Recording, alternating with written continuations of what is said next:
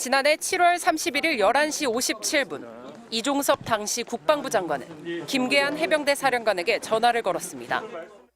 당일 오후 2시로 예정됐던 해병대 수사단에 최상병 사망 사건 수사 결과 발표를 취소하라고 지시했습니다. 바로 전날 자신이 결재한 수사 결과인데 돌연 마음을 바꾼 겁니다. 고위공직자 범죄수사처가 이 전 장관의 휴대전화 통화 내역을 확보해 분석한 결과 바로 직전인 11시 45분쯤 02, 즉 서울 지역 번호로 시작되는 일반 전화를 한 통 받은 것으로 확인됐습니다. 일정 시간 통화도 이뤄졌습니다. 이 전화번호의 발신지는 이태원로, 가입자명은 대통령실이었습니다. 11시 57분 첫 전화 지시 이후 이 전 장관은 신속하게 움직였습니다. 1시 반 참모진 긴급회의를 소집해 서울에 가까이 있는 해병대 장군을 찾았습니다. 우즈베키스탄 출장을 위해 2시 반 국방부 청사를 출발해야 하는데 2시 17분 정종범 부사령관이 도착했습니다. 이 전 장관은 정 부사령관에게 수사 결과에 누구누구를 구체적으로 적지 말라는 등 지침을 전달합니다.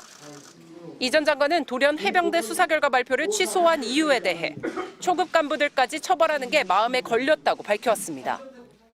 초급 간부들이 심리적으로 굉장히 힘들 것 같다, 이런 대화가 좀 있었습니다. 그래서 그 전날 제가 기억이 바로 나서 다시 조치를 했던 겁니다. 이 전 장관이 호주로 출국한다 해도 이후 귀국과 추가 조사는 불가피해 보입니다.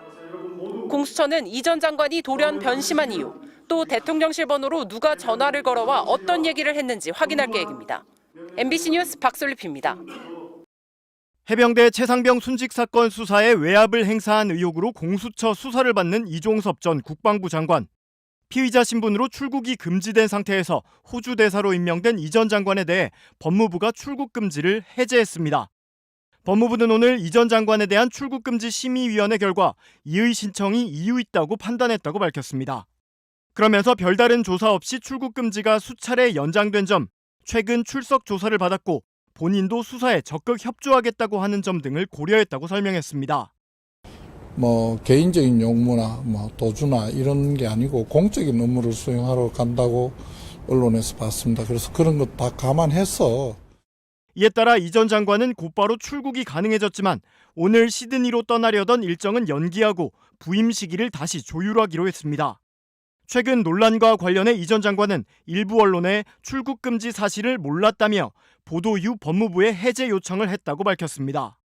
최상병 사건 이첩 보류를 지시하기 직전 대통령실과 통화했다는 의혹에 대해서는 이 문제와 관련해 어떤 전화도 받은 것이 없다고 강력히 부인한 것으로 전해졌습니다. 또 향후 호주 대사로 주어진 역할에 충실하겠다며 공수처 수사와 관련해서도 필요시 협조하겠다고 밝혔습니다. 그러나 외압 의혹의 핵심 관계자인 이 전 장관이 출국하게 되면서 사실상 공수처 수사를 통한 진실 규명은 어려워졌다는 지적이 나옵니다.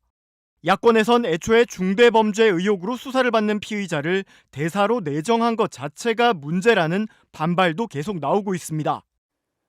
해병대 최상병 순직 사건에 대한 철저한 진상규명과 책임자 처벌을 요구하는 해병대 예비역들의 2차 연대 행군이 오늘 김포 풍무역에서 여의도 국회의사당까지 27km 구간에서 이루어졌습니다.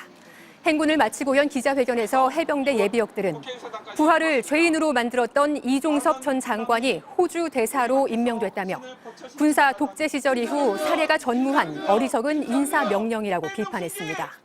이들은 최상병 순직 사건에 대한 국정조사가 조속히 이루어져야 한다고 촉구하며 국회의사당을 도는 탑도리로 행군을 마무리했습니다.